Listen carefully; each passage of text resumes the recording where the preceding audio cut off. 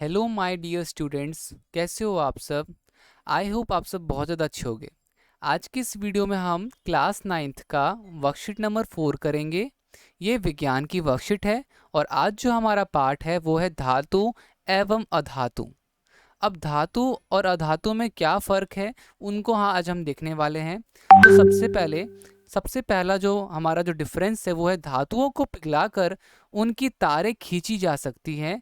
धातुओं के खींचकर तारों में बदलने की विशेषता को तन्यता कहते हैं। तो बच्चों धातुओं को हम पिघला करके कुछ भी बना सकते हैं। जैसे यहाँ पर आपको दिख रहा होगा कि ये जो धातु था इसको हमने किस तरह से तारों में परिवर्तित किया, मगर अधातु में हम ऐसा नहीं कर सकते। जैसे लकड़ी हो गया, प्लास्टिक हो गया, तो इन सब को आप पिघला करके तार में नहीं बना सकते।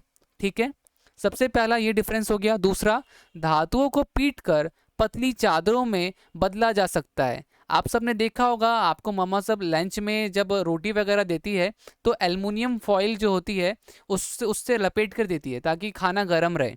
तो वो जो एल्युमिनियम फॉइल है क्या, वो भी तो एक धातु है। वो धातु ही तो है जो कि आपको पेपर जैसा दिखता है। तो वही लिखा हुआ है कि धातुओं को पीट कर चादरों में बदला जा सकता है। धातुओं को पीटने पर चादरों में बदले जाने की विशेषता को अघातवर्ध्यता कहते हैं।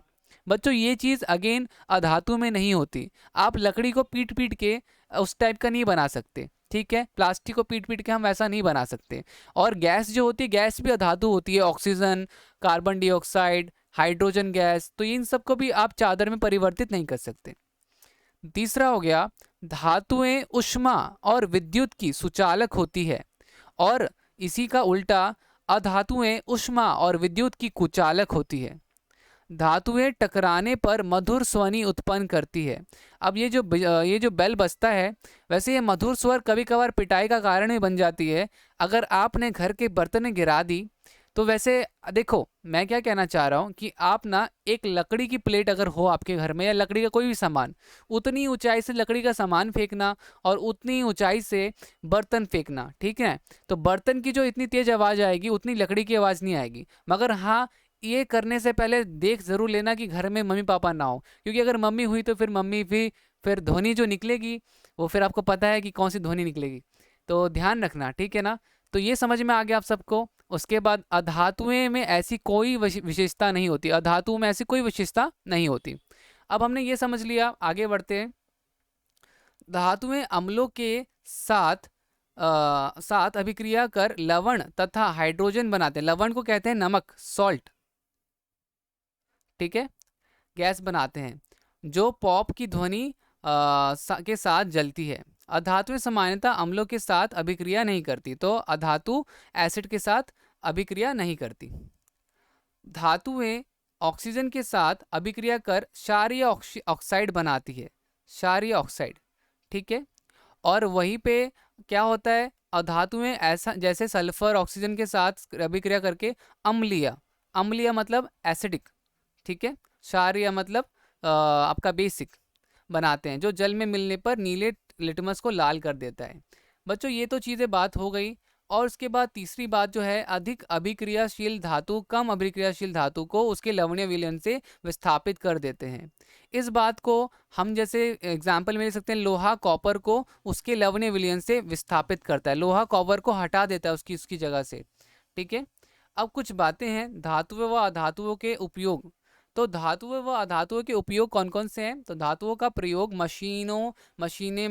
मशीनों में, तार में, ऑटो पार्ट्स बनाने में, बर्तनों में बनाने में काम किया जाता है। और अधातुओं का पटाखे बनाने में, एंटीसेप्टिक दवाइयाँ बनाने में और वायुमंडल की गैसों में इस्तेमाल होता है। मरकरी और ब्रोमाइन ऐसे धातु और अधातु हैं जो बेसिकली द्रव अवस्था में होते हैं, पानी लिक्विड अवस्था में होते हैं। ठीक है, और उसके बाद फॉस्फोरस अधातु जल के साथ अति तीव्र अभिक्रिया करता है। सोडियम तथा पोटेशियम दोनों धातु मुलायम होते हैं, इन्हें चाकू से काटा जा सकता है। ग्रेफाइट अधातु विद्युत का सुचालक होता है। अब हम बढ़ते हैं अपने प्रश्न की ओर। उन धातुओं का नाम लिखिए जो श्वसन के लिए आवश्यक है। बच्चों श्वसन के लिए कौन आवश्यक है, ऑक्सीजन। ठीक है, कौन है, ऑक्सीजन। तो यहाँ पे ना बच्चों आप ऑक्सीजन लिखना। तो पहले उत्तर एक जो है हमारा, उत्तर एक का ए वाला, तो यहाँ पे आप लिख देना ऑक्सीजन, ठीक है।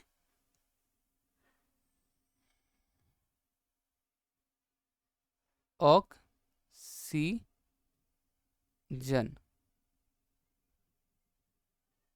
ठीक है। अब इसके बाद जल के कीटाणु शोधन के लिए प्रयोग होता है। अब ऐसा कौन सा है जो कि जल के कीटाणु के लिए होता है, तो वो होता है क्लोरीन, ठीक है। क्लोरीन एक ऐसा तत्व है, क्लोरीन एक ऐसा तत्व है जो कि आपका जल के कीटाणु को खत्म करता है। तो बी का उत्तर क्या हो जाएगा, क्लोरीन, ठीक है, क्लोरीन, ठीक है बच्चों। तो ये हो गया। कौन सी धातु व धातु कमरे के तापमान पर द्रव्य अवस्था में होती है, ऐसा कौन सा है, तो देखो उत्तर दो आप लिखोगे, उत्तर दो। ऐसे कौन कौन सी धातु है, तो एक है मरकरी, मरकरी, और दूसरा कौन है बच्चों, मरकरी के बाद ब्रोमाइन। ये चीज़ आप यहाँ से देख करके उतार सकते हो। मैं इसको हाईलाइट कर देता हूँ। ये ऑलरेडी ये है, तो हम रेड कलर से इसको हाईलाइट कर देते हैं, ये वाला पार्ट बच्चों, ठीक है। यह बहुत ही बेकार हाईलाइट हो रहा है, तो हम इसको मिटा करके मैं आपको यहाँ पे मार्क कर देता हूँ, मार्क करवा देता हूँ, ठीक है। तो बेसिकली ये वाला पोर्शन आपको लिखना है, मरकरी और ब्रोमाइन वाला। तो आराम से आप यहाँ से देख करके भी लिख सकते हो, ठीक है, यहाँ से यहाँ तक। तो बच्चों ये आपका कौन सा उत्तर हो गया, तो ये हमारा उत्तर हो गया उत्तर, उत्तर दो, उत्तर दो हो जाएगा। मरकरी धातु व ब्रोमाइन अधातु सामान्यतः द्रव अवस्था में पाए जाते हैं। अब प्रश्न 3, तन्यता व आघातवर्ध्यता को परिभाषित कीजिए। तो यहाँ पर क्या होगा, तो यहाँ पे देखो इसमें उत्तर क्या होगा आपका। तो देखो प्रश्न 3 का उत्तर, मैं पहले ये सारी चीज़ें मिटा देता हूँ और कितना आपको एग्जैक्टली लिखना है वो बता देता हूँ,